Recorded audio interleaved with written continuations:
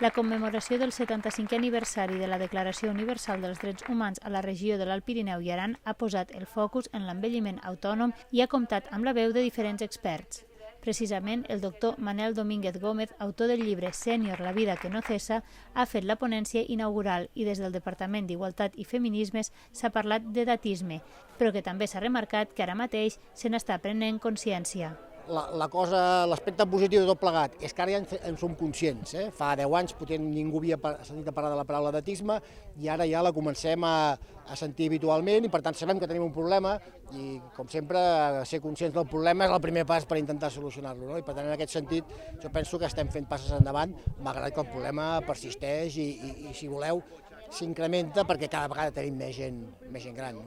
La jornada s'ha aprofitat també per presentar al territori la guia pràctica per incorporar la perspectiva LGBTI+ a les residències i altres centres i recursos per a les persones grans. Des de fa un temps, el departament l'està fent arribar als diferents centres i es preveu acompanyar-la de formacions. També estem treballant amb el Departament de Drets Socials una formació específica que estem dissenyant per tots aquests professionals amb l'objectiu que es puguin acollir en aquesta formació i per tant tinguin més eines i més coneixements per poder gestionar també la diversitat en el si d'aquests equipaments. L'acte s'ha celebrat a Tremp, on des del consistori s'ha especificat que s'aposta per visibilitzar aquest sector de la població. Fer aquest exercici, aquest esforç d'escoltar i de tenir aquest recull és molt important i necessari i crec que des de l'Ajuntament estem